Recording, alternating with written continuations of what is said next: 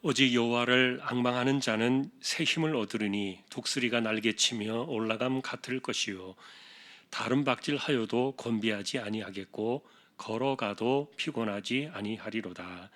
아멘.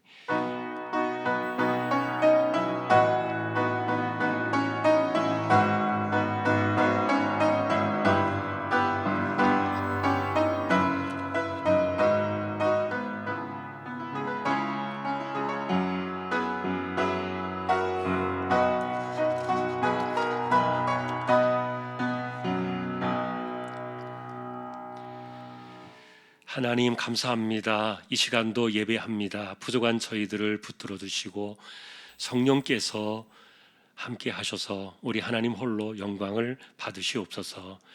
예배의 시종을 의탁합니다. 존귀하신 예수 그리스도의 이름으로 기도하옵나이다. 아멘.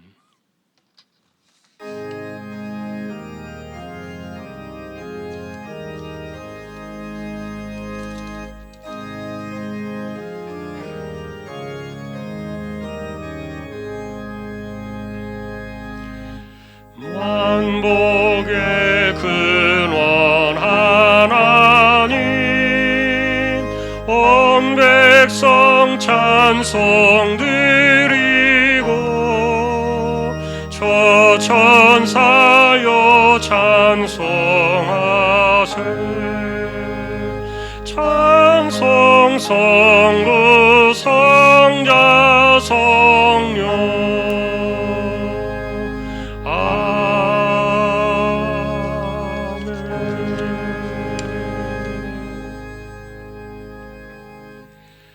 전능하사 천지를 만드신 하나님 아버지를 내가 믿사오며 그 외아들 우리 주 예수 그리스도를 믿사오니 이는 성령으로 잉태하사 동정녀 마리아에게 나시고 본디오 빌라도에게 고난을 받으사 십자가에 못 박혀 죽으시고 장사한 지 사흘 만에 죽은 자 가운데서 다시 살아나시며 하늘에 오르사 전능하신 하나님 우편에 앉아 계시다가 저리로서 산 자와 죽은 자를 심판하러 오시리라. 성령을 믿사오며 거룩한 공예와 성도가 서로 교통하는 것과 죄를 사하여 주시는 것과 몸이 다시 사는 것과 영원히 사는 것을 믿사옵나이다. 아멘.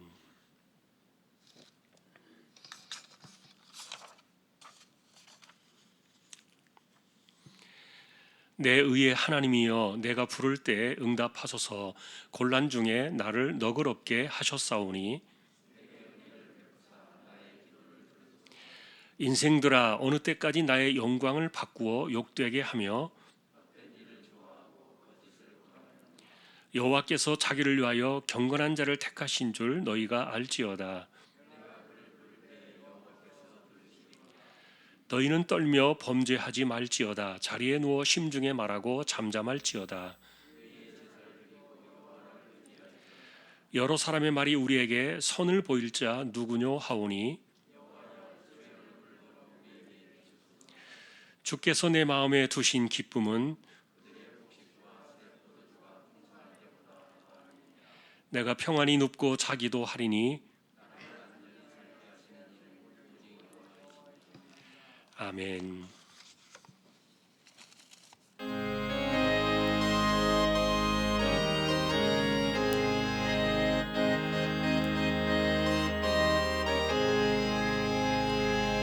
고난 내 영혼 편히 쉴 곳과 풍랑이로도 안전한 곳 폭풍까지도 다스리시는 주의 영원한 바르지회 주의 영원하신 발 함께 하사 항상 나를 붙드시니 어느 곳에 가든지 요동하지 않음은 주의 팔을 의지함이라.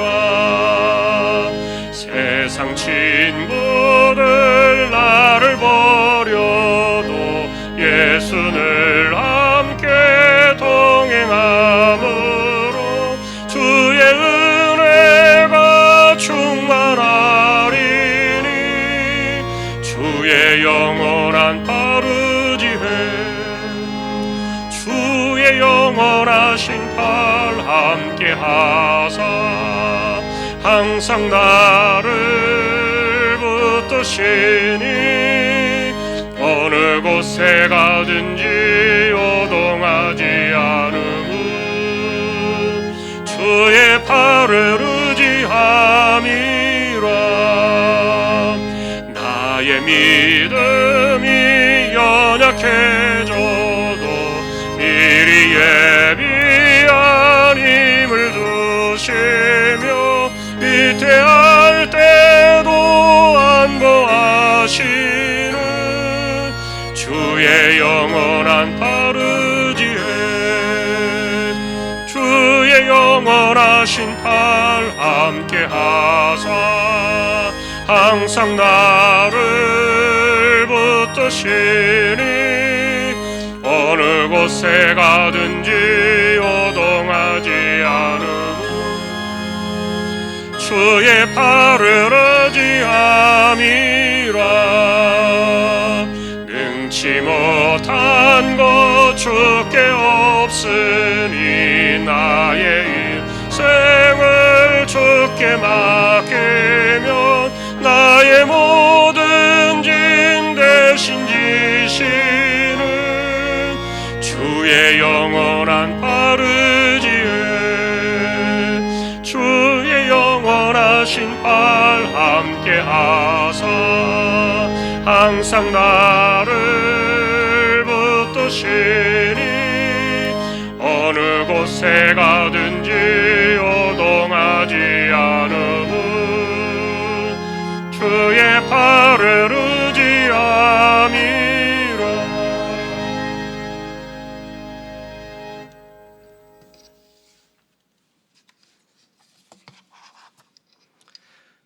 오직 여호와를 앙망하는 자는 새 힘을 얻으리니 독수리가 날개치며 올라감 같을 것이요 다른 박질하여도 곤비하지 아니하겠고 걸어가도 피곤하지 아니하리로다. 살아계셔서 오늘도 역사 가운데 섭리하시는 하나님 아버지, 영광과 찬양을 올려드립니다. 사회적 거리 두기가 완화되어 일부는 예배당에서 예배를 드리고 또 영상으로 각각에게 처소해서 형편에 맞게 예배를 드리기도 합니다. 우리의 마음과 정성을 다하여 신령과 진정으로 예배를 드리오니 받아주시옵소서. 하나님, 우리가 살면서 잘못하고 지은 죄를 고백합니다. 용서하여 주시고 우리를 정결하게 하셔서 하나님의 거룩하심을 닮아가는 성숙한 믿음의 성도가 되게 하여 주시기를 기도합니다.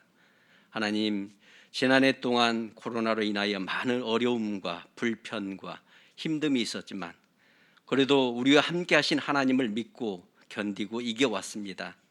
올해에는 또 우리에게 어떤 일들이 있을지 알 수 없어 두려움과 염려와 걱정도 있고 살다 보면 아플 때도 있고 실패하기도 하고 절망과 낭망으로 힘들어할 수도 있음을 압니다. 반면에 우리에게 어떤 좋은 은혜와 복으로 하나님이 인도하실지 기대와 소망 가운데 주님을 바라봅니다. 앞으로 코로나 백신이 접종되어 팬데믹이 극복되고 다시 자유롭게 활동할 수 있고 예배할 수 있게 될 것을 믿습니다. 너는 강하고 담대하라. 두려워하지 말며 놀라지 말라. 내가 어디로 가든지 내 하나님 여호와가 너와 함께 하느니라고 하신 말씀이 오늘 우리에게 주신 말씀으로 알고 우리도 강하고 담대하여 두려움 없이 나아갑니다. 올해 우리에게 주신 여호와를 앙망하는 자는 새 힘을 얻으리라는 말씀으로 힘있게 살게 하여 주십시오. 하나님, 우리는 팬데믹 가운데서도 하나님의 주권과 인도하심을 믿습니다. 우리나라의 전염병을 종식시켜 주시고 정치가 역할을 잘하고 경제가 속히 좋아지게 되기를 기도합니다. 하나님, 코로나 상황에서 한국 교회가 많은 비난과 좋지 않은 인상을 받고 있습니다. 무조건적 맹신으로 하나님이 아닌 사람의 말을 듣거나 믿고 이단과 사이비 집단들로 인하여 교회가 통틀어 미움을 받고 있습니다. 잘못된 진리를 가지고 하나님을 자기들의 편으로 끌어내리기도 하고 이 세상만을 사는 불신자처럼 사람들을 속이고 영혼을 미혹하는 거짓 목자들이 무너지고 구별되기를 간구합니다. 오직 우리가 하나님의 편에 있도록 늘 붙들어 주시고 인도하여 주셔서 갈멜산에서 엘리야에게 응답하셨던 그 하나님을 우리가 믿고 따라가게 하여 주십시오. 한국서 담임 목사님께 성령님 함께 하셔서 중앙의 성도들을 복음의 진리로 잘 양육하게 하시고 영육간에 강건하게 하여 주십시오. 부교육자님께도 동일한 복과 은혜를 주셔서 하나님의 진리만을 선포하는 귀한 목사님들이 되게 하여 주십시오.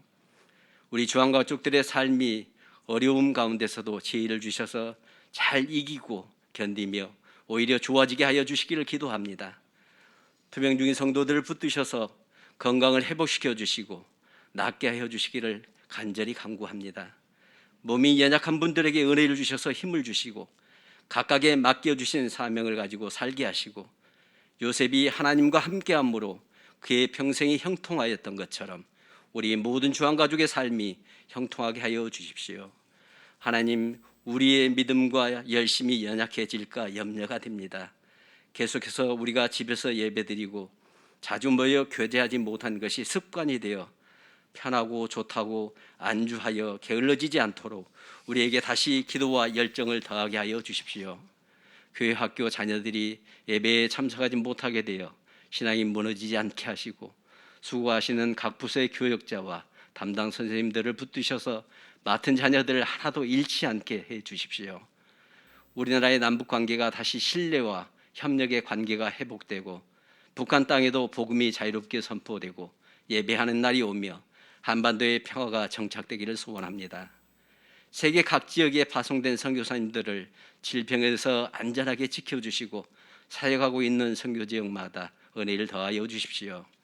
미얀마 중앙교회 링 목사님과 협력자들의 수고가 헛되지 않게 하셔서 믿음의 성도들이 넘어지지 않고 주님 안에서 소망을 가지고 코로나 상황을 잘 이겨내게 하여 주십시오. 라오스 하요셉 선교사님과 가족들을 붙드시고 힘있게 사역을 감당하도록 인도하여 주십시오. 네팔의 선교사님과 현지의 성도들을 건강하게 지켜주시고 믿음을 더하시며 연약한 그분들의 삶을 긍휼히 여겨주시기를 기도합니다. 하나님, 2021년을 시작하며 새롭게 맡은 직분들을 우리 모두 잘 알고 섬기게 하여 주시고 목사님과 교역자들, 장로님, 안수집사님, 권사님 그리고 온 성도가 자기 자리를 찾아 잘 감당하여 승리하는 한 해가 되게 해 주십시오. 하나님, 담임 목사님을 항상 영육간에 강건하게 하시고 우리 성도들을 하나님께로 올바로 인도하는데 부족함이 없게 하여 주십시오. 이 시간 말씀이 선포될 때 성령님 임재하셔서 듣는 우리 모두 은혜 받게 하여 주십시오. 우리에게 소망과 비전으로 이끌어 주시는 예수 그리스도의 이름으로 기도하옵나이다. 아멘.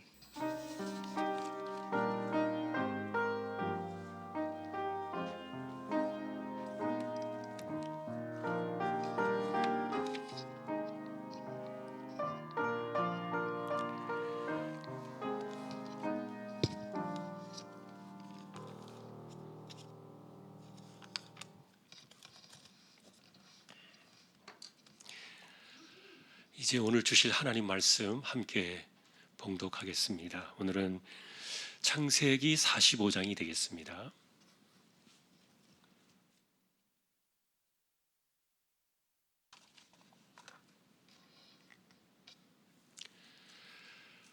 (8절) 45장 8절 한 절만 같이 합독을 하겠습니다. 그런즉 나를 이리로 보낸 이는 당신들이 아니요 하나님이시라. 하나님이 나를 바로에게 아버지로 삼으시고 그 온 집에 주로 삼으시며 애굽 온 땅의 통치자로 삼으셨나이다. 아멘. 교회 소식 말씀을 드립니다. 이번 주 성경 읽기는 창세기 48장에서 출애굽기 17장까지가 되겠습니다. 어제까지 적립된 낙헌예물 2억 5,714만 5천 14.29% 적립이 되었습니다. 또 감사를 드립니다.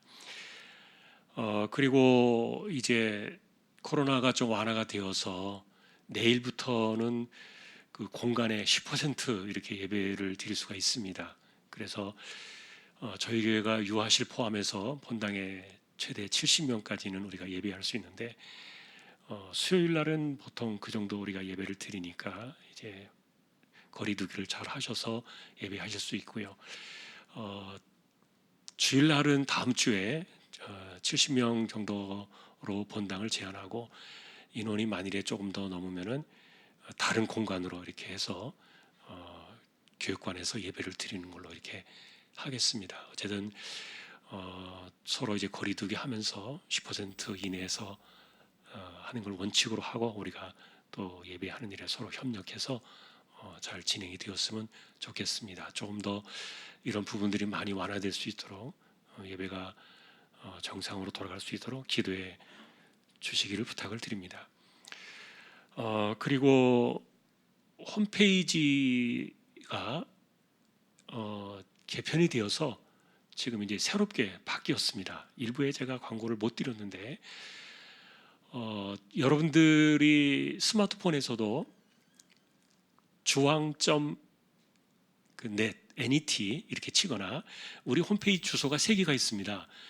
주황.or.kr 그리고 또 주황.kr 이렇게 3개가 우리 홈페이지 주소인데 어느 주소인지 스마트폰에서 그 주소를 치고 들어가면은 스마트폰에서 편리하게 이렇게 홈페이지를 들어가 볼 수가 있습니다. 거기에서 교회 소식들을 잘 볼 수 있고요. 그리고 좀 개편이 되고 있기 때문에 각 부서나 이제 그런 게시판, 커뮤니티 이런 것들이 이제 좀 더 활성화가 될 겁니다. 그래서 스마트폰에서도 이제 바로 사진들 올릴 수 있고요. 이제 이런 것들이 정리가 되고 있기 때문에 여러분들이 참조하셔서 혹시 기존의 스마트폰으로 그 주황교회 홈페이지를 들어가신 분들은 눌렀는데 안 나오게 되면은 그 주소가 틀려서 그렇습니다.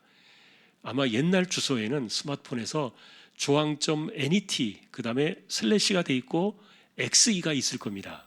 그걸 지우시고 그냥 주황.net이나 아니면 주황.orkr이나 아니면 주황.kr 이렇게 3개의 우리 홈페이지 도메인 주소로 들어가시면 또 확인할 수 있습니다. 그리고 이번에 이제 새로 개편되면서 다시 로그인을 해서 회원 가입해가지고 로그인을 해야 또 자유롭게 사용할 수가 있습니다. 참조하시기 바랍니다.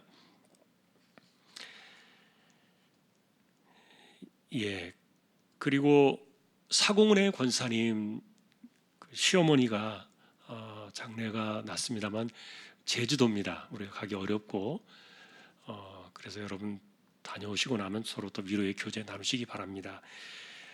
그리고 이번 주 토요일 날은 김은정 집사님 큰딸 차란 자매 결혼식이 소사에서 11시에 있습니다. 교회에서는 10시 10분에 출발을 하겠습니다. 예식장은 물어보니까 50명 이내로 안에 들어갈 수 있고 그리고 식사는 100명 이내로 식사할 수 있다 이렇게 이제 아마 확인이 된 모양입니다. 어쨌든 서로 또 축하해 주시면 좋겠습니다. 예. 그리고 오늘 아래 광고는 카툰앤 북카페 놀수 권혜숙 권사님, 유선희 집사님 가정의 사업장 소개되고 있습니다. 기도해 주시기 바랍니다. 다른 소식들은 주보를 보아주시기 바랍니다. 이제 하나님 앞에 예물을 드리는 시간입니다. 정성껏 준비하신 예물을 하나님께 드리겠습니다.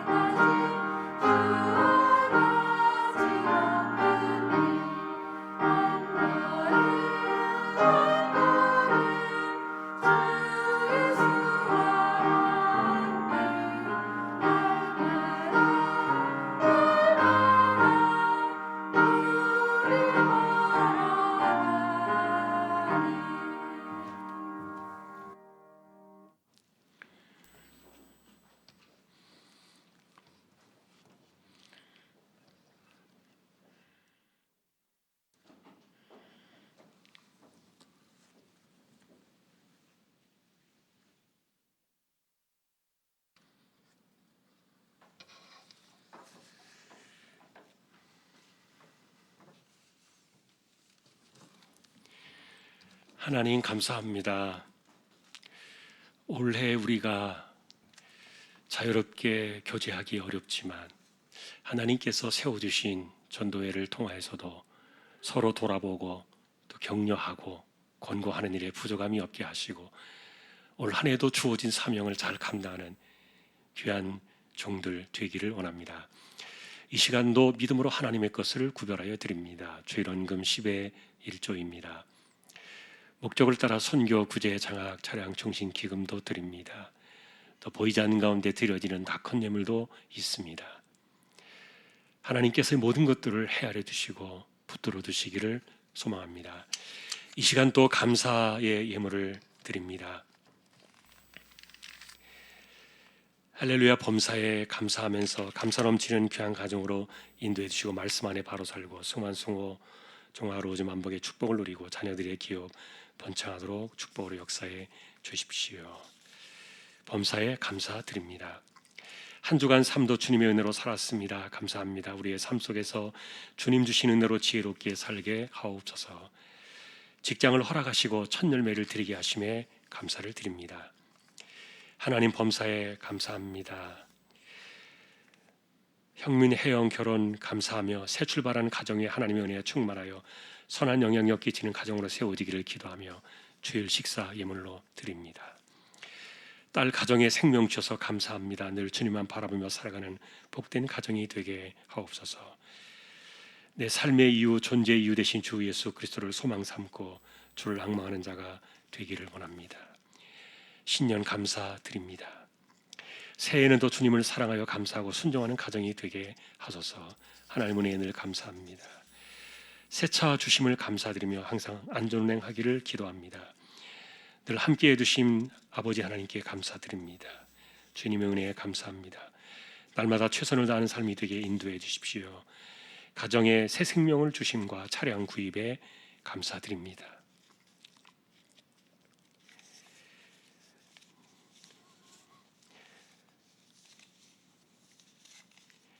또한 하나님께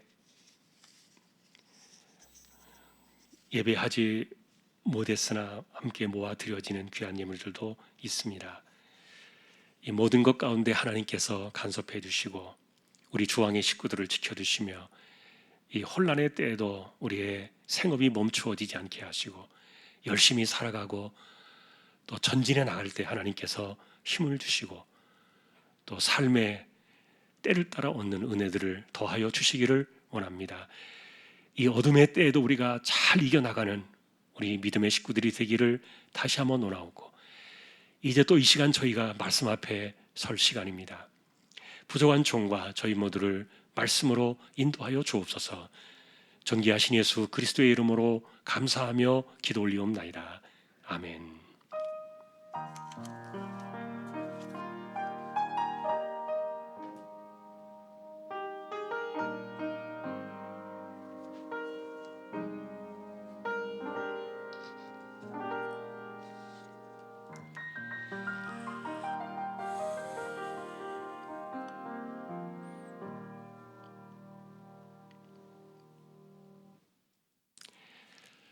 평안하셨습니까?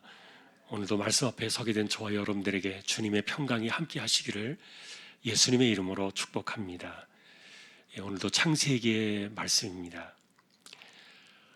창세기의 많은 분량들은 아브라함, 야곱, 요셉 이렇게 큰 덩어리로 정리해낼 수가 있을 겁니다.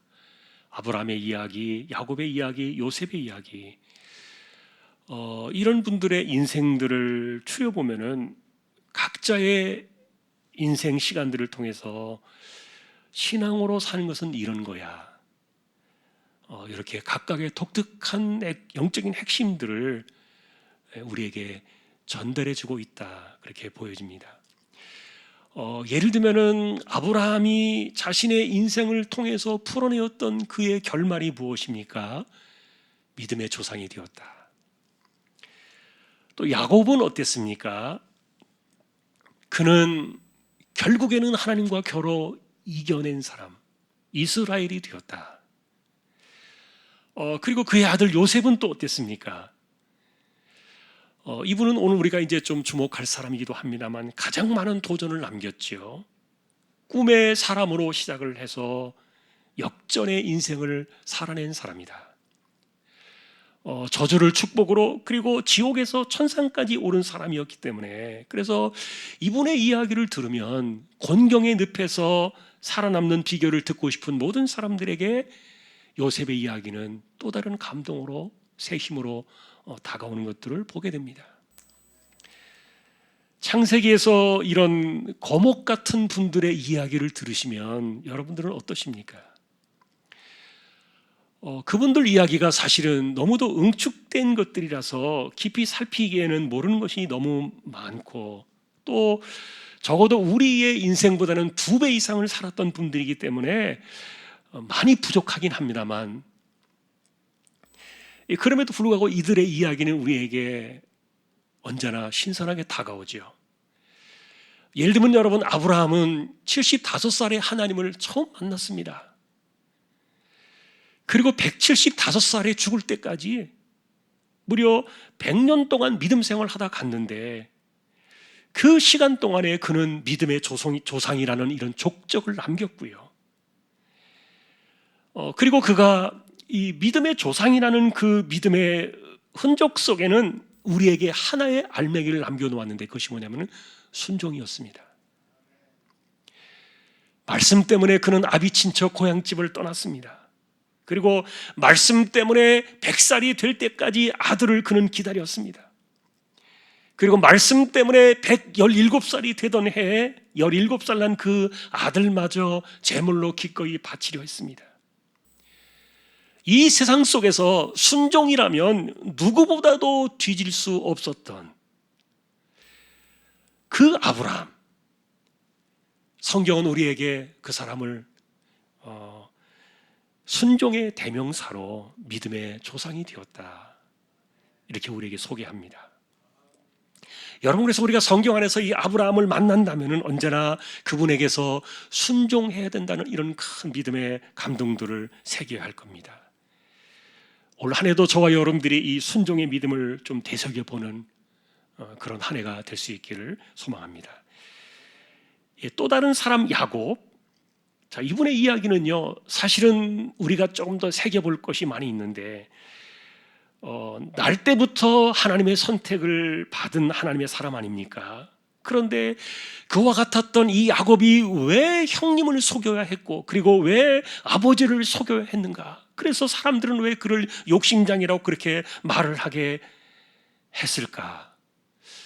사실 그 속은 우리가 좀 들여다볼 필요는 있지요. 저는 이 성경을 보면서 야곱을 가리켜서 그는 이기적인 사람이었다, 욕심이 많았다, 그는 간사한 사람이었다, 이렇게 일방적으로 평가하는 것에 대해서 동의할 수 없다는 점을 말씀을 드린 적이 있어요. 사실 야곱을 살펴보면 그렇게 만든 사람이 아버지 이삭이었어요. 하나님께서 태어나기 전부터 말씀해 주셨던 그 뜻을 알면서도 하나님보다 더 강한 집착으로 막아섰던 사람이 아버지 이삭이었는데, 그렇게 해서 미뤄진 시간이 무려 70년이었습니다. 이 축복 사건 때문에 사단이 벌어지던 그날에 당시에 아버지 이삭의 나이가 130살이었지만 그래도 이삭의 고집을 꺾을 사람이 세상에는 아무도 없었던 거고요. 하나님께서 그 당시에 이삭의 눈을 가져가셔가지고 앞을 보지 못했기 때문에 그나마 야곱이 아버지를 속이고 축복의 사람으로 인정을 받은 것이지, 아니었다면 야곱의 인생은 더 일그러졌을지도 몰라요. 우리는 그래서 야곱을 가리켜서 이기적이다, 간사하다, 욕심이 많다, 그렇게 말할 수밖에 없던 그 이유를 우리는 아버지 이삭에게서 찾아냅니다. 하나님의 뜻을 알면서도 하나님께 맞섰던 그 이삭의 고집 때문에, 불행한 것은 그가 130살 즈음에 눈을 잃어서 180살에 죽을 때까지 50년 동안 숨소리조차 들을 수 없는 어둠의 시간을 그는 살아갔다. 우리는 이것을 기억해야 돼요. 그러니 하나님께 맞서서 살아가려고 했던 그 이삭의 집착이 야곱을 또 그렇게 만든 원인이기도 했다. 한번 우리가 균형 있게 보자는 겁니다. 그래서 여러분, 야곱은 이런 사람이었어라고 이렇게 무작정 비판하기보다는, 비판하기 전에 하나님의 뜻에 맞서서 살아가게 되면 이삭처럼 무슨 일이 인생 속에 생길지도 모른다, 이런 교훈도 우리는 더 새겨야 합니다. 자, 그럼에도 이 야곱의 인생을 한번 응축해 본다면 이분의 특징은 뭡니까? 그분은 하나님의 뜻을 이루기 위하여 포기할 줄 모르는 사람이었다. 자신에게 주어졌던 그 하나님의 뜻을 이루어내기 위하여 기다리고 인내하며 참고 견디는 인고의 세월을, 이것이 야곱에게서 찾아낼 수 있는 그런 믿음의 주제들인데, 이것을 요약하면은 야곱에게 믿음이란 뭐냐? 하나님의 약속에 대한 올곧은 마음이었다. 그런 과정들이나 어떤 수단들은 좀 빼놓고 보자는 거예요. 그래서 약속의 말씀을 자신에게 이루기 위하여 끝까지 붙들었던 사람, 이 붙들음의 시간 속에서 하나님은 야곱을 가리켜 결국은 네가 나를 이겼다, 이스라엘이라, 이런 위대한 칭호를 주셨던 것을 보게 돼요.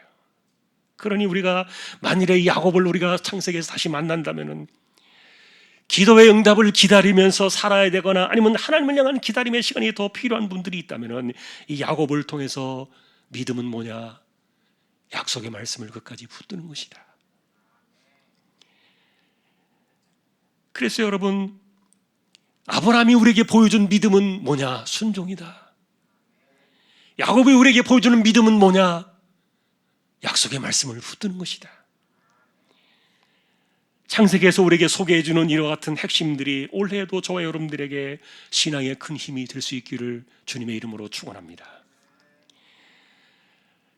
자, 또 한 사람의 이야기는 오늘 우리가 사실은 깊이 만나보고 싶은 본문의 요셉이죠.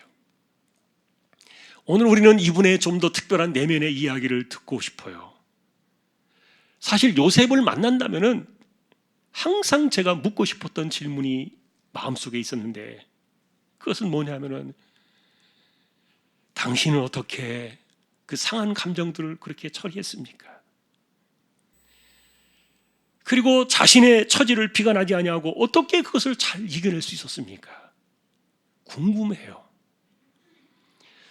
예를 들면 여러분, 하루아침에 졸지에 형들에게 잡혀서 죽을 뻔했던 구덩이, 그러다가 생사가 바뀌어가지고 억울한 종살이 애국으로 팔려가면서 목숨은 겨우 건졌지만 하루아침에 요셉이 겪었을 그 참담한 심정들은 말로 다 할 수가 없었을 거예요. 요셉만 아니었는데 우리만 그렇게 생각하는 건가? 아닐 겁니다. 요셉도 동일한 인생이니까. 문제는 어떻게 그 시간들을 극복했을까 하는 거예요. 일반적으로 사람들은 그런 억울한 일들을 만나게 되면은 마음의 한에 어쩌면 치를 떨면서 잠을 이루지 못할 일들이 많았을 텐데, 자, 그런데 사실은 안타깝게도 성경은 우리에게 그런 요셉의 세심한 속내를 드러내 보여주고 있지는 않아요. 그래서 위대한 믿음의 사람들은 본래 그래. 고난의 처지도 이겨내고 상한 감정들 따위는 넘어서야 위대한 믿음의 사람들이야. 그리고 또 이렇게 이런 것들을 정확하게 다루어주고 주어야 했을 창세기 39장조차도 정말 아무렇지 않은 듯이 그냥 넘어가 버렸어요. 실제로는 비통한 심정과 신세 한탄에 이렇게 인생이 파묻힐 수도 있었던 그런 것들조차 성경은 그냥 다 덮어버렸다는 말이에요. 자, 그럼에도 우리는 이 인간 요셉을 주목하면서요, 이렇게 환경에 적응을 잘 해내는 사람이 또 있을까? 그런 마음을 발견하게 됩니다. 우리식으로 말하면 요셉은 정말 참으로 적응의 짱이다. 하루아침에 집에서는 황태자였다가 그 다음날 보디발의 집에서는 종살이로 이렇게 기구한 인생이지만, 그런데 이 사람은 어디에 내놓아도 너무 적응을 잘 해내는 그런 사람. 결과적으로 우리가 요셉에게서 만나는 그 적응의 힘, 그래서 어딜 가도 살아남는 그 능력들을 보면은요, 정말 흠잡을 데가 없구나. 너무너무 잘 살아내던 기특한 청년 요셉을 우리가 보는 겁니다. 그래서인지 사람들은 요셉을 성공의 아이콘으로 설정을 합니다. 종살이, 감옥살이를 넘어서 총리에 오른 입지전적인 인물이다. 자, 그러나 여러분, 우리는 이 성경 속에서 그럼에도 불구하고 요셉에게 따라붙었던 이 영적인 라벨을 무시할 수는 없는데, 그에게 따라붙었던 영적인 표가 있습니다. 여호와께서 함께 하셔서 그를 범사에 형통하게 하셨더라. 요셉을 우리가 생각할 때 그분을 이해하고 해석해낼 수 있는 가장 중요한 뼈대이기도 하죠. 그리고 사실은 성경조차도 우리가 궁금하게 여기는 그런 모든 질문들에 대해서 그 답을 이 한 구절 속에다가 다 집어넣고 있다는 것도 우리는 알 수가 있어요. 자, 그럼에도 불구하고 우리가 주목하고 싶은 것은 뭐냐? 도대체 여호와께서 함께 하셨다는 그 말이 요셉의 인생 속에 어떻게 믿음의 방식으로 나타났을까? 그 관계가 궁금한 거예요. 여러분은 슬픈 감정이나 힘든 일들이나 또는 상하고 찢긴 생각들이나 이런 번뇌의 늪에 빠질수록 더 깊은 우울증에 시달릴 수밖에 없다는 건 잘 알고 계실 거예요. 그러니 만일에 요셉이 그날부터 배신감이나 억울함이나 형들에 대한 원한 같은 복수에 시달리면서 번뇌에 크게 빠져 살았다면 요셉은 그날을 이루지 못했을 거예요.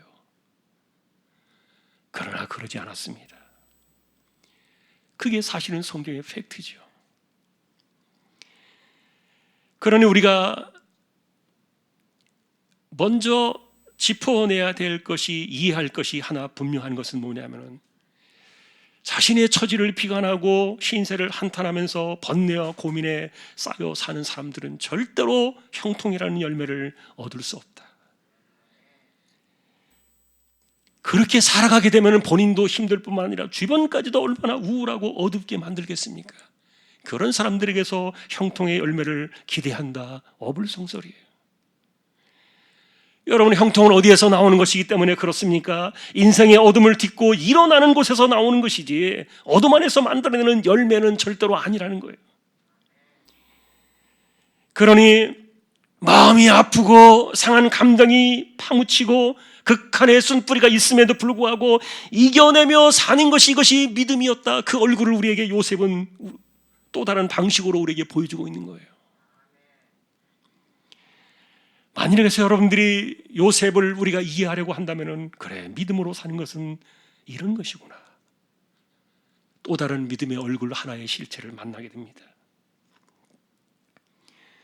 그러니 여러분, 우리가 요셉 앞에 서게 되면은 내 인생이 너무 힘들다, 내가 아프고 너무 지쳤다, 자신의 신세를 한탄하거나 힘든 처지 때문에 이야기하면서 자신의 삶을 어둠 속에 가두는 사람들이 있다면, 그것은 요셉의 믿음 앞에 비추어 볼 때 핑계입니다. 그것은 변명입니다. 요셉은 그렇게 이야기할 겁니다. 오늘 우리가 요셉에게서 듣는 이 믿음의 이야기는 뭡니까? 자신이 처해 있는 신세나 한탄을 넘어서야 합니다. 그것은 처지를 비관하는 체념이나 낙심이 아니라 그 한계를 넘어서서 일어나는 것입니다. 요셉은 우리에게 믿음을 그렇게 소개할 겁니다. 여러분, 전통적인 용어 가운데, 우리말 가운데 팔자라는 말이 있어요.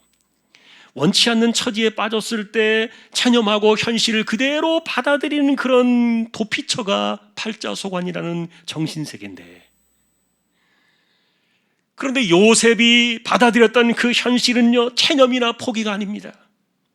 그렇다고 현실에서 도망가 버린 것도 아니고, 그렇다고 용감하게 맞서서 싸운 것도 아닙니다. 다만 그는 견디었을 뿐입니다. 그리고 어디에 내놓아도 너무너무 잘 적응했던 거예요. 확실히 힘든 순간이 있을 때 체념하면서 어쩔 수 없다고 도망가 버리는 그 팔자소관의 정신세계로 도피처를 삼는 그런 것과는 요셉의 이 방식은 너무너무 달랐다는 거예요. 더구나 여러분, 우리가 이해하는 한 이 요셉은 자신의 이야기를 하는 것을 즐겨했던 사람이 전혀 아니었어요. 입이 과연 무겁고 진중해서 그랬을까? 우리가 성경 속에서 만난 요셉의 모습은 딱 한 번 나오지 않습니까? 딱 한 번 그가 옥에 갇혔을 때, 그것도 그의 나이 28살에 그가 종살이 옥살이를 합쳐서 11년이 지났을 무렵 유일한 기회라고 여겼던 것이 하나 그에게 다가왔잖아요. 술 맡은 관원장의 꿈을 풀어주면서 그가 다시 복권이 될 텐데 당신이 회복이 되면 나의 이 억울한 처지를 반드시 알려주세요. 딱 한 번 그때 요셉이 말한 적은 있습니다. 그러나 그 말을 하고도 요셉은 너무너무 많이 후회를 했을 거예요. 왜냐하면 술 맡은 관원장이 2년 동안 요셉을 까마득하게 잊어버렸기 때문인데. 그러니 당시에도 우리가 이 요셉의 성향을 생각해 보면은 자기 자신의 그 간절한 부탁을 잊어버렸던 이 관원장을 탓하기보다는 내가 사람을 의지해서 신세를 지려 했구나, 자신의 그 처신을 더 많이 부끄러워했을 거예요. 그가 살아왔던 시간 속에서 종살이나 옥살이를 하면서도 자신을 지탱해 준 그것은 영적인 자존심이었는데 그것을 유일하게 허물어버린 시간이 바로 술 맡은 관원장 앞에서의 청탁이었기 때문에. 그럼에도 여러분, 우리는 언제나 하나님 앞에서 시들지 않는 꿈의 사람으로 살아갔던 요셉을 우리는 만나게 되는데, 그러니 팔자소관으로 인생을 체념하며 살아가는 그런 사람들과는 분명히 차원이 달랐던 것이죠. 그러면 요셉은 힘이 안 들었느냐? 아닙니다. 오죽하면 그가 술 맡은 관원자에게 그 이야기를 했을까? 많이 힘들었다는 반증입니다. 그리고 비록 청년의 그 시간에 잘 견디어왔지만 그러나 그 기다림의 시간이 길고 어둡고 지쳤다는 그런 역설이기도 하죠. 그럼에도 여러분, 우리는 결국 해내고만 그 요셉을 만나게 됩니다. 그는 기다렸고 견디어냈고 이겼습니다. 13년의 그 시간 동안을 인간적으로 정말 잘 견뎌내는 거예요. 그는 우울증에 시달리지도 않았고 분노로 잠을 이루지 못하지도 않았습니다. 너무 잘 견뎌냈던 거예요. 여러분, 17살의 청소년의 나이에 팔려와서 20대의 청년의 왕성한 혈기의 시대를 지나갈 때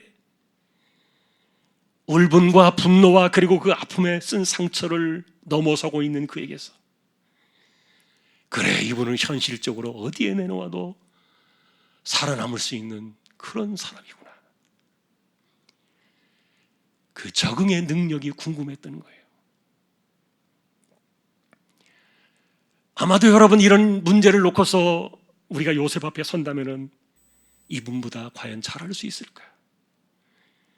그리고 요셉보다 우리는 더 잘 견뎌낼 수 있을까? 그리고 요셉보다도 이와 같은 역경의 늪을 훌륭하게 넘어설 수가 있을까? 쉽지 않다는 것들을 고백하게 될 겁니다. 자, 그래서 여러분, 문제는 여기서부터 시작입니다. 사람들은 요셉처럼 상처를 이겨내세요. 아픔을 극복하세요. 억울함과 분노의 틀을 넘어서세요. 그래야 승리로 나아갈 수 있습니다. 이렇게 우리는 쉽게 이야기를 하지만,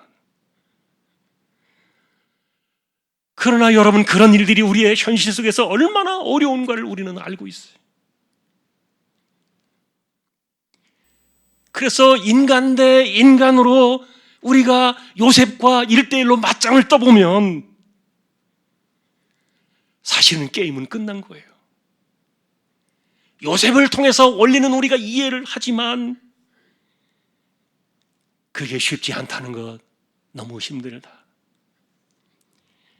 그리고 그 말이 무슨 뜻인지는 알겠지만, 그러나 이해는 하지만 우리 현실은 너무너무 어렵다. 그래서 사람들은 요셉을 가리켜 말하기를 그는 별종일 거야.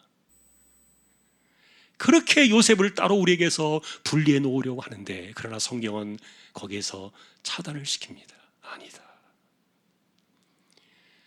더 더 중요한 것은 뭐냐면은 처음부터 그렇게 요셉의 마음을 견디어낼 수 있도록 그의 입술과 그의 심령을 진중하게 만들어 주시던 내면에 힘이 있었다. 이게 진실입니다. 그가 겪을 수밖에 없었던 그런 상한 감정의 한계를 넘어서 가지고 능히 견디어내며 적응하게 해주시는 그 놀라운 힘이 그의 인생 위에 덮치고 있었다는 건데, 우리는 그 답이 여호와께서 그와 함께 하셨기 때문이라 직감적으로 느끼게 됩니다. 그렇구나. 여러분, 함께 하신다는 말의 그 의미를 우리가 못 알아듣는 거 아닙니다. 문제는 그것이 요셉에게 어떻게 나타났느냐, 그 내용이 궁금했던 거예요. 자, 그래서 여러분, 여호와께서 함께 하실 때 그 요셉을 통해서 우리에게는 또 하나의 믿음의 얼굴이 뭔가에 대한 또 다른 실체를 우리에게 제공하고 있다는 겁니다. 그게 뭡니까? 지금 순서는 바뀌었지만 앞에 제가 먼저 정리해드린 내용들, 그 모든 것들이 사실은 요셉에게 주셨던 믿음의 얼굴들이었어요. 그러니 하나님께서 함께 하실 때 나타났던 그 믿음의 얼굴들은 무엇인가? 인간의 감정과 상한 마음들을 능히 넘어서게 해주는 그런 견딤의 능력이었던 거예요. 사실 여러분, 우리는 언제나 하나님을 생각할 때, 하나님의 힘과 능력을 생각할 때 하나님께서 문제를 바꾸어 두시거나 또는 매듭을 풀어 두시거나 억울한 처지를 뒤집어 두실 때 우리는 하나님의 능력을 감탄할 겁니다. 그러나 물론 결국에는 그렇게 되겠죠. 그러나 하나님께서는 언제나 한 번의 세상을 뒤집은 적이 없으십니다. 언젠가는 틀어지고 어그러진 것들을 반드시 바로 잡으시는 날이 오겠지만, 그러나 하나님께서는 시간을 멈추고 단번에 뒤집지 않으셨다는 거예요. 그러니 결국 요셉의 사건 속에서 우리에게 다가오는 믿음의 또 하나의 얼굴은, 하나님이 함께 하심의 의미는 그에게서 견딤의 힘이었다.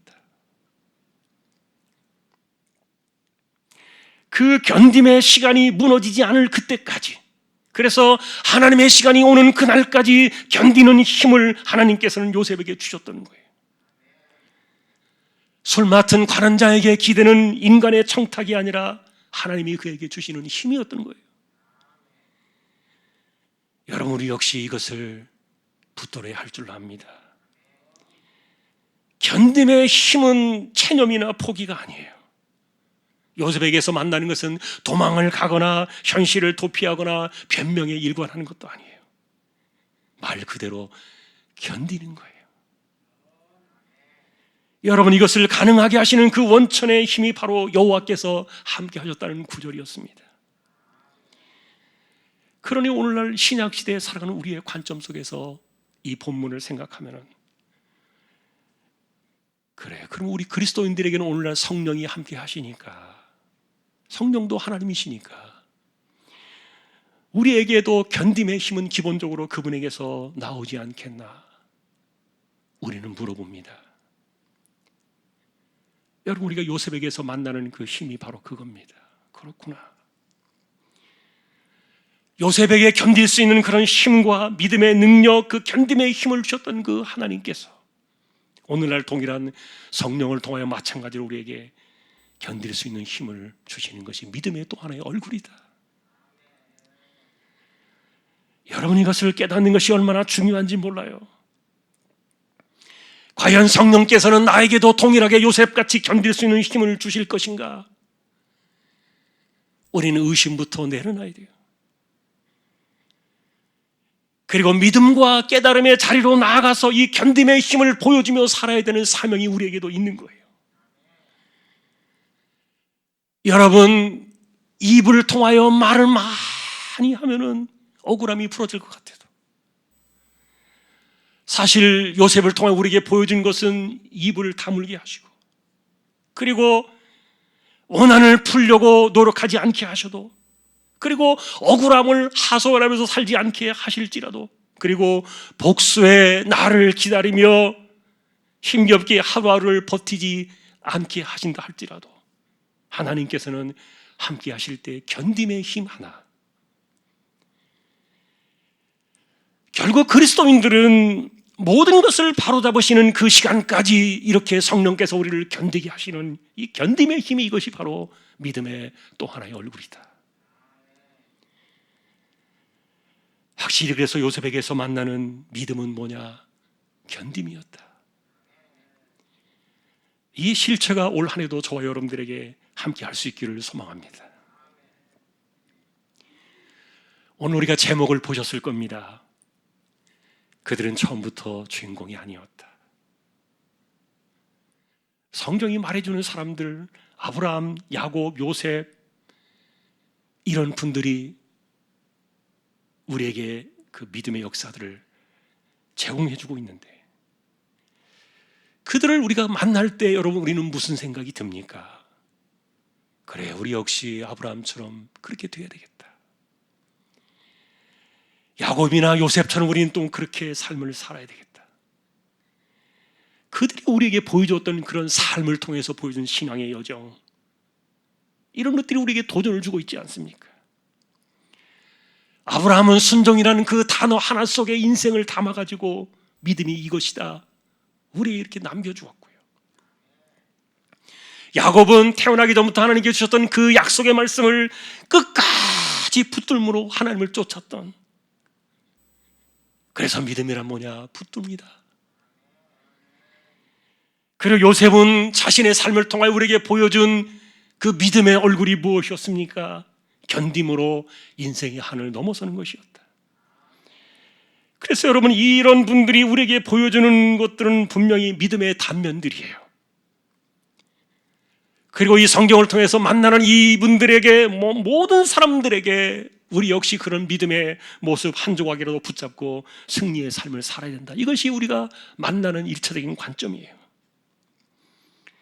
자, 그러나 이제 오늘 우리가 읽으신 이 본문은 그 하나를 더 거기에 덧붙여 두십니다.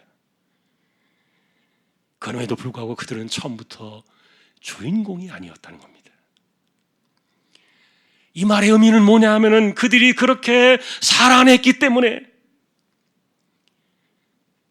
그들이 그런 사람들이 될 수밖에 없었다는 그런 것에 대한 반론을 제기하는 거예요. 도리어 하나님께서는 이 거대한 역사의 퍼즐 조각 가운데서 하나님께서는 믿음이란 도대체 무엇이냐, 우리에게 믿음을 설명해 주시기 위해서 이들을 이렇게 하나씩 세우셔서 믿음의 퍼즐 조각을 한 부분씩 맞춰 나가듯이 다양한 모습으로 그들을 빚어내셨다는 거예요. 다시 말하면 하나님께서는 아브라함을 순종의 그릇으로 빚어내셨습니다. 그리고 야곱은 붙들음의 사람으로 그를 빚어내셨습니다. 그리고 요셉은 견딤의 사람이라는 그런 그릇으로 그를 인생을 빚어내셨다는 거예요.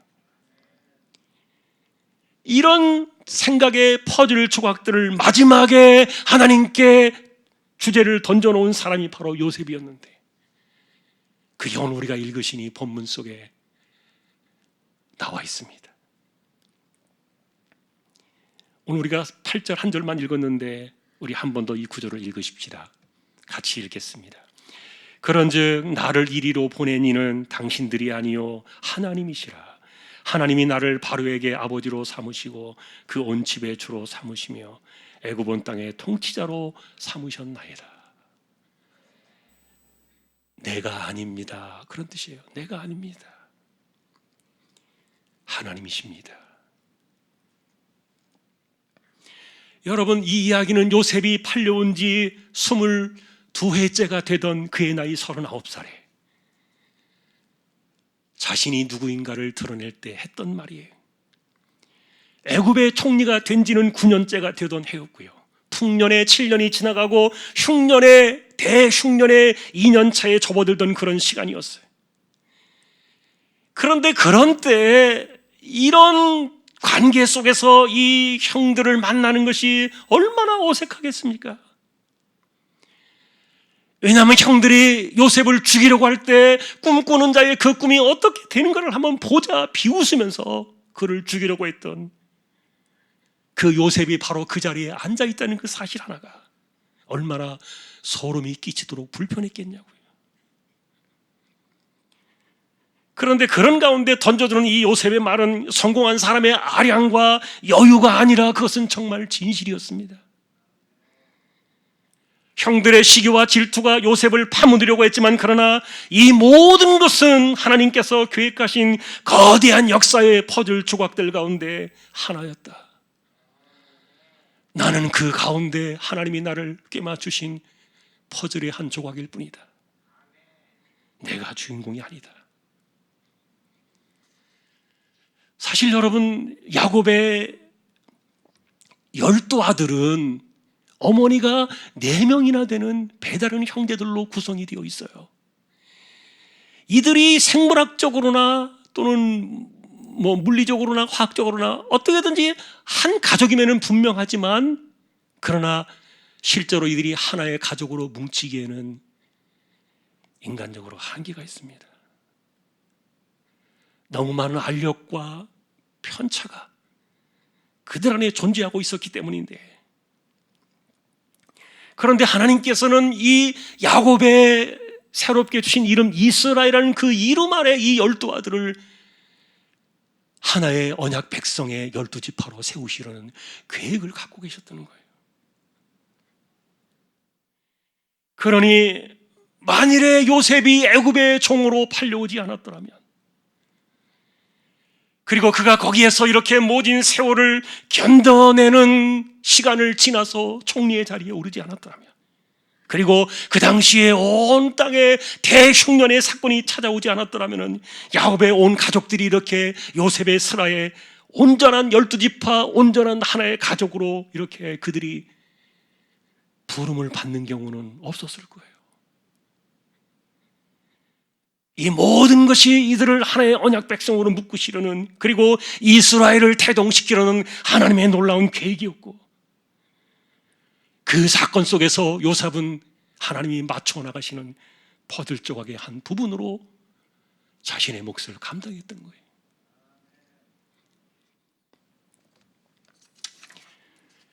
자, 우리가 오늘도 파송의 노래를 잠깐 찬양을 드리고, 그리고 결론을 보겠습니다.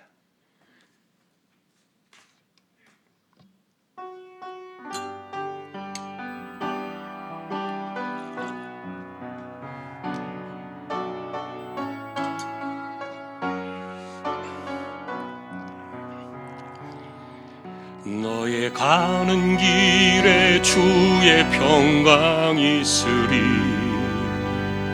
평강의 왕 함께 가시니 너의 걸음 걸음 주 인도하시리. 주의 강한 손 널 이끄시리. 너의 가는 길에 주의 축복이 있으리. 영광의 주 함께 가시니 내가 밟는 모든 땅 주님 다스리리. 너는 주의 길 예비케 되리.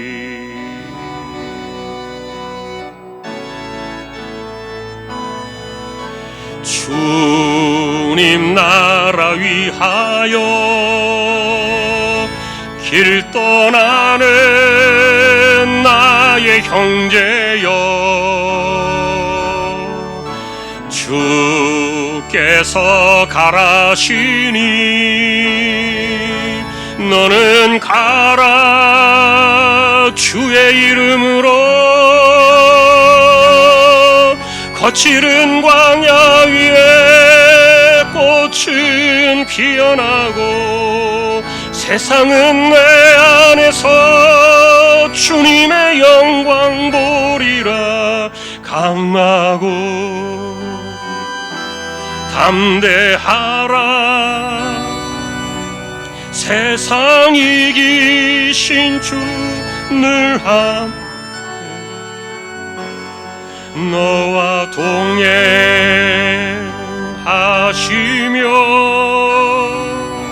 내게 새 힘을 주시리.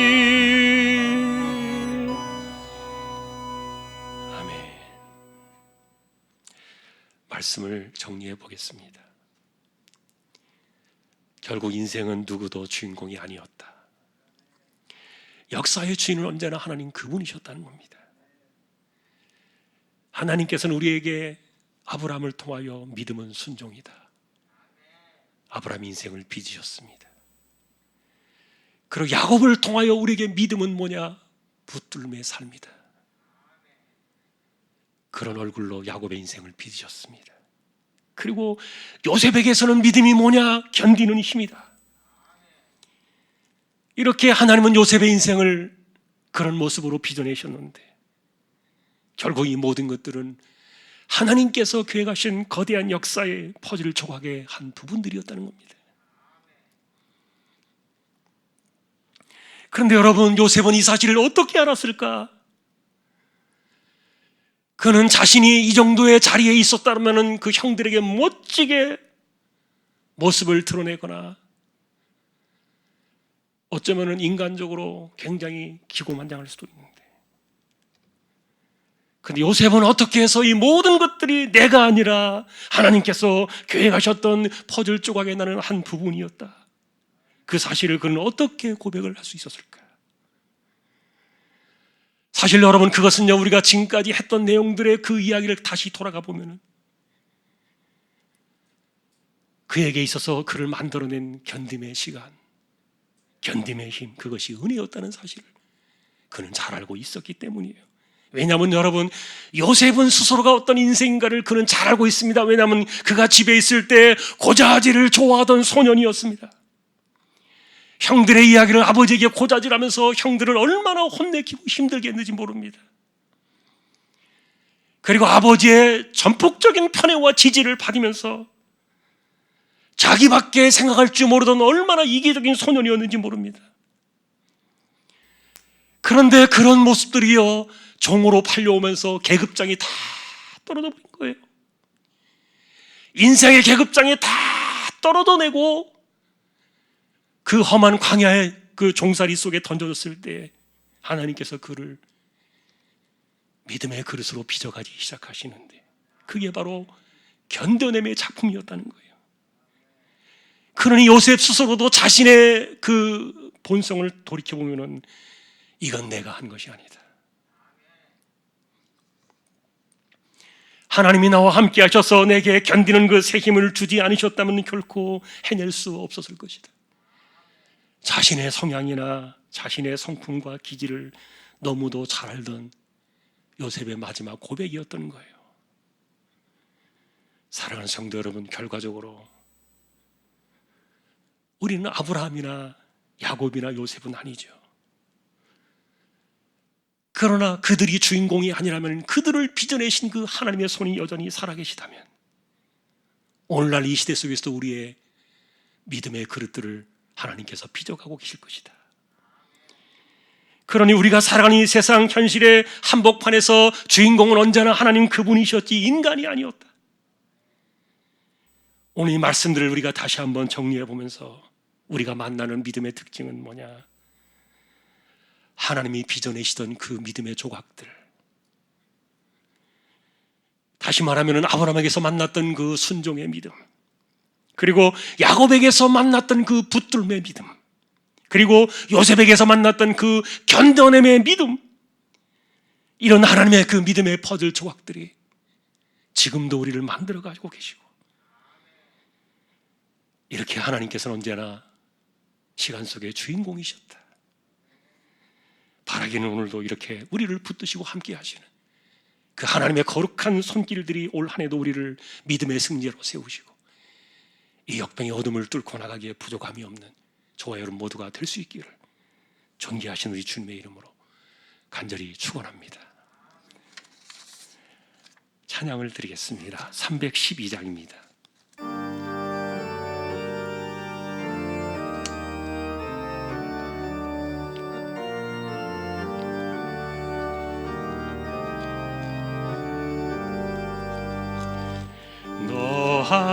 하나님께 이끌리어 일평생 주만 바라며 어려운 힘 주시고 언제나 지켜주시리.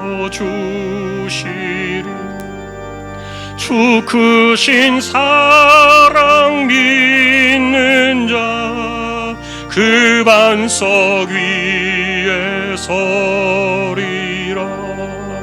너 설레는 맘 가다듬고 희망 중 기다리면서 그 은혜로 신 주의 뜻과 사랑에 만족하여 우리를 불러주신 주 마음에 소원하신다. 주 찬양하고 기도하며 내 본분 힘써 달아. 주 약속하신 모든 은혜 내게서 이루어지리라. 참되고 의지하는 자 주께서 기억하시리.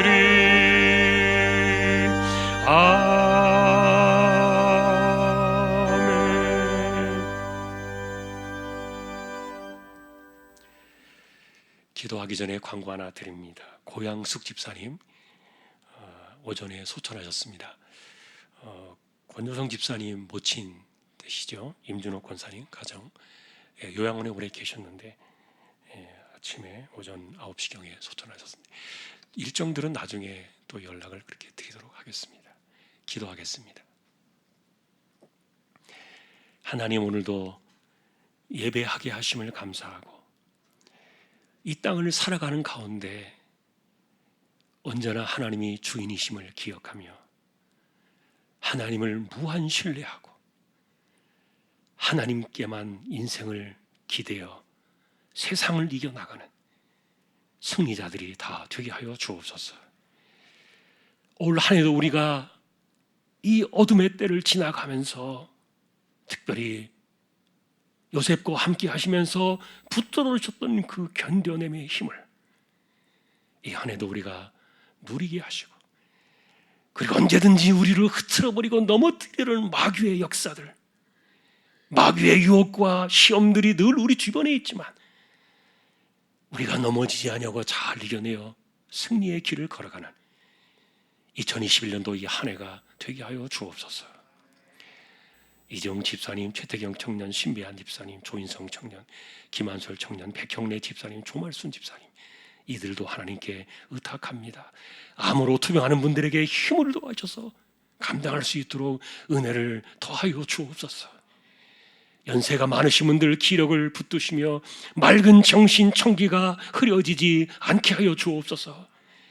멀리 나가 있는 주님의 종들, 선교사님들 사역지와 건강과 삶을 지켜주시고, 이 땅에 또 세워진 교회들, 개척된 교회와 보내신 주님의 종, 그리고 하나님의 백성들을 기억해 주시고, 코로나 시대를 지나면서 무차별적으로 비난을 받고 또 조롱을 받는 이 세대에 하나님이 세우신 핏값으로 세우신 교회들을 기억하셔서 흔들림이 없게 하시고, 또한 든든히 이와 같은 때에도 서가는 은혜들을 교회마다 내려주시기를 소망합니다. 예배를 마치고 돌아갑니다. 우리의 삶을 지켜주시고 한 주간도 붙들어 주시며 우리에게 그나마 이번 주일부터는 예배할 수 있는 여유를 주신 것을 감사합니다. 더 많이 이런 것들이 완화되어서 우리의 예배가 더 자유로워질 수 있도록 하루속히 치료의 은혜를 더하여 주옵소서. 한 주간의 삶도, 그리고 우리의 생업도, 우리의 가정과 그리고 자녀들의 삶도 우리 하나님께 의탁하오며 존귀하신 예수 그리스도의 이름으로 감사하며 기도 올리옵나이다. 아멘. 축도로 예배를 마치겠습니다.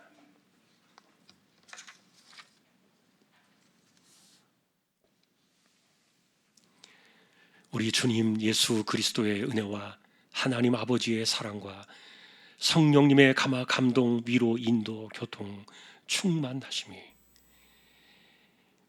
역사의 주인이 되시는 하나님의 손에 기대어 하나님께 우리의 삶을 무한 신뢰하며 빚어가시는 하나님의 믿음의 손길을 따라 올 한 해도 승리하고 어둠의 세대를 이겨나가기를 원하는 우리 모든 심령들, 주왕의 가족들 위해 이제로부터 영원까지 함께 있을지어다.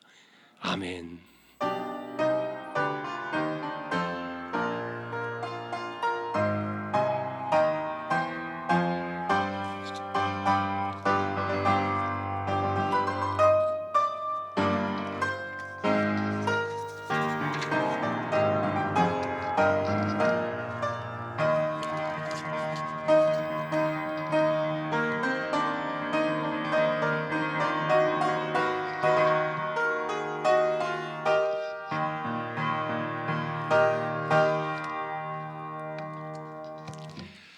예배를 마쳤습니다. 한 주간도 승리하시기를 주님의 이름으로 축복합니다. 1절만 교대 찬양